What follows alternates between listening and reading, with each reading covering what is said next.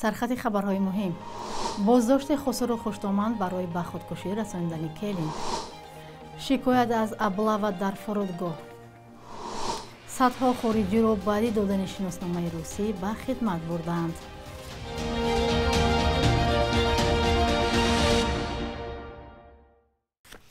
سلام بیننده های عزیز، به برنامه نویدی بامدادی خوش آمدید. امروز جمعه 8 دکبر. یک زن 33 ساله در ناحیه دیوشتیچی ولایت سوغد خودکشی کرده است. در این باره وزارت کارهای داخلی تاجیکستان روز 7 دکبر خبر داد. منبع گفت حادثه روز 17 نوامبر امسال اتفاق افتاده است، اما نام و نسب زن را آشکار نکرد. در پیوند به حادثه پرونده جنایی گشودند. مسئولان وزارت کارهای داخلی گفتند در این حادثه پدر و مادر شوهر زن گمانزد هستند. مرد 65 ساله و زن 63 ساله از سال 2021 نسبت کلینشان سخنهای قبیح گفته منتظم شأن و شرفش را پس زدند، گفته شده است در اطلاعیه رسمی. نظر آنها و خویشاوندانش دسترس نیست. کشتار یا خودکشی در زمینه مناقشه و خانوادگی در تاجیکستان زیاد روی می‌دهند. در بیشتر موارد مقامات شخصی را برای به خودکشی رساندن و جوابگری می‌کشند. در بعضی حالات دیگر نفری که خودش را کشته است بیماری روانی نامیده می شود. یک کاربر رادیو آزادی روز 7 دکبر با فرستادن عکس ادعا کرد که گویا نمایندگان مقامات مسافران جوان را از هواپیما در فرودگاه به ارتش میبرند. مهاجران بیچاره از زمستان روسیه گریخته به وطن به نزد پیوندانشان می آیند. اینها باشند حالا به خانهشان نرسیده ابله میکنند، نوشته است این کاربر. معلوم نیست این جوان کی و در کدام فرودگاه این عکس را برداشته است. کوشش ما برای دقیق کردن وضع و گرفتن شرح مقامات ادامه دارد. هرچند موسم تیرماهی دعوت به صف قوه‌های مسلح تاجیکستان رسما روز 3 نوامبر به پایان رسید، ولی وزارت مدافعه تا حال از این معرکه نتیجه گیری نکرده است. آخرین معلومات درباره نقشه دعوت روز 31 اکتبر نشر گردید که وزارت مدافعه می گفت در یک ماه اول موسم دعوت تیرماهی نقشه دعوت 75% اجرا شد.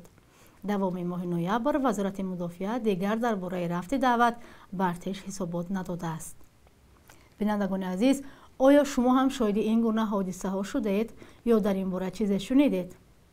لطفاً زیر این برنامه برایمان خبر دهید.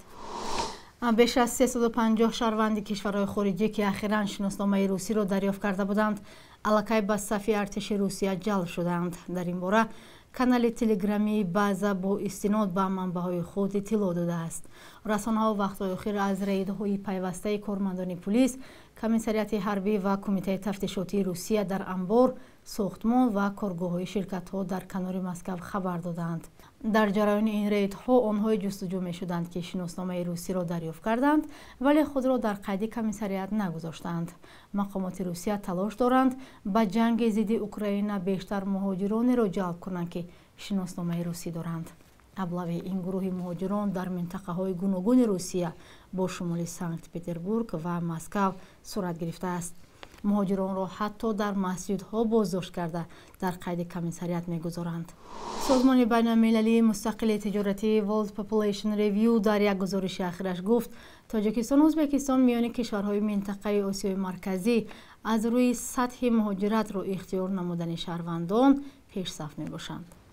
بنا به این گزارش هر شبانه روز 55 نفر تاجیکستان را ترک می‌کرده است. در گزارش مؤلفان سبب‌های مهاجرت را نگفتند. فعلا مقامات تاجیک برای این آمار شرح رسمی نگفتند. سوال نوبتی ما از ساکنان و مهمان‌های پایتخت این بود که به نظر شما چرا مردم ترک کشور می‌کنند یا به مهاجرت می‌روند؟ پاسخ را یک جا می‌بینیم. موشو کمتر کو نسبتا اونجا مثلا یک صاحب خانه در شدم و یا مثلا جوان هم میخوان زندگیشون بهتر کنند. کار در تمام دنیا هست. در تمام دنیا این گردشی از جا به جای دیگر گذشتن مردم هست، نه اینکه نه تنها تاجیکستان در تمام دنیا هم هست. در روسیه هم مثال میروند، در دیگر دولت‌های اروپا امریکا میروند. من تاجیکستان وطن من زندگی همینجا کرده ایزم با یک اولی که هست به همون قناعت کردم که من همین کامیونیت اردی شهر شمیده کار بینم 10,000 سوم گرفته ایستم 6 در اوله 6 کس هستید خیلی وای با همون ورسی کرده گویم همون منینی همون شخصه که وای چی فکر داره ممکن که وای زندگی با بهترش میفوره وایش میکنه اما چیکار که تاجیکستان تینجای زندگی خوبه هر کس تاجیکستان هم میتونه که زندگی کنه بهترینه یکم خیلی زندگی همون دوری شوروی نی ما خیلی زندگی خوب هم نداشتیم اون قدری که وای بود خیلی بعضی شرایطی بودن که دخترش و مکتبش و ایوش بی پول بودن امکانیتی با مردم یکی بود خیلی کمتر آسان‌تر بود زندگی خوبتر میاد باید سطح زندگیشون بیشتر شود داخل بهتر شود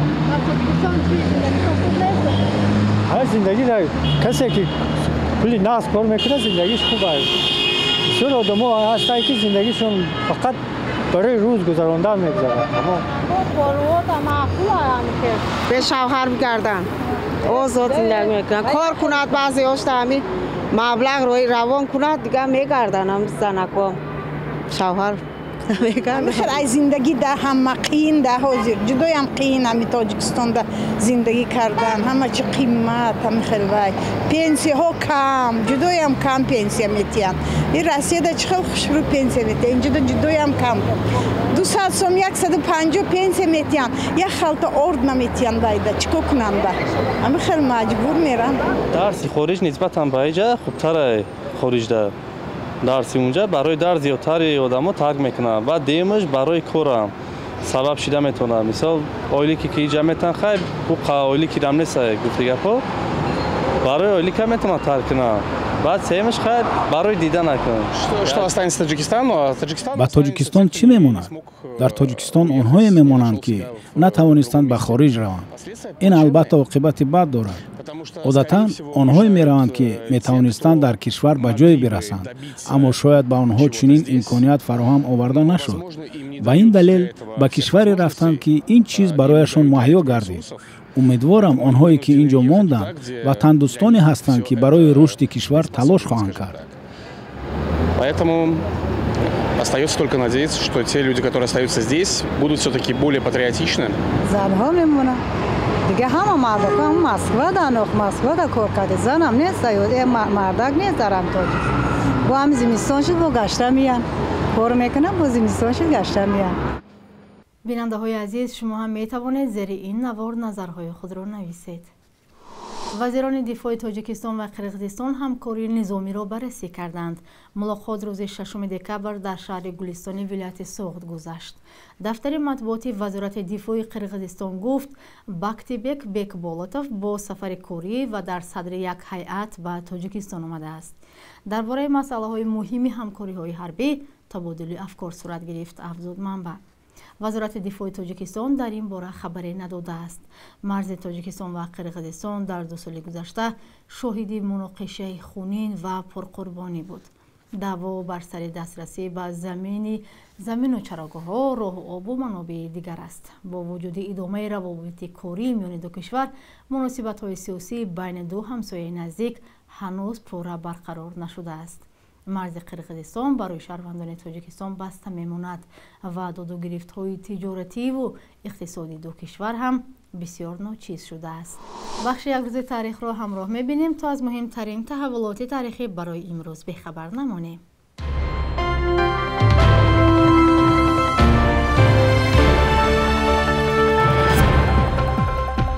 8 دکبر سال 1965 در دوشنبه کمبینات شیر تأسیس شد که در یک بست 110 تن شیر را کارکرد میکرد.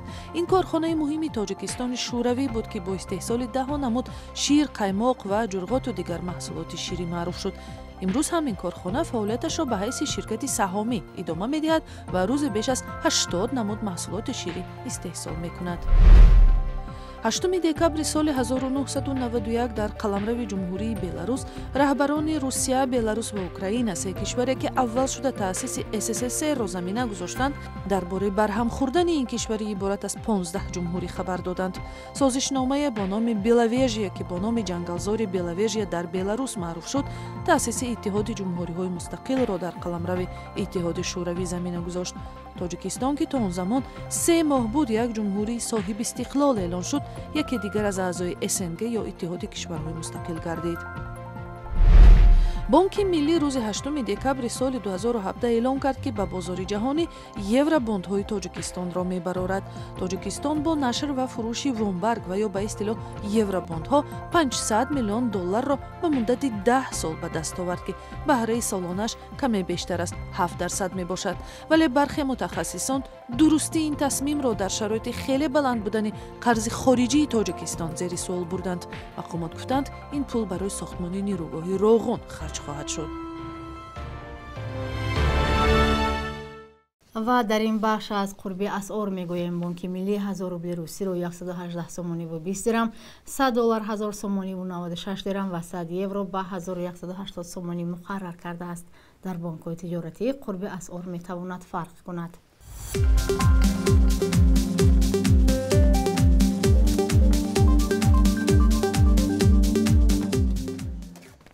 бинандагони азиз, ин охирин барномаи навиди бомдодӣ дар ҳафтаи равон аст, аммо шумо метавонед рӯзҳои истироҳат ҳам охирин хабару гузоришҳоро дар сомона ва шабакаҳои иҷтимоии радиозодӣ пайдо намоед. истироҳати хубе дошта бошед. хайр, худо нигаҳбонатон.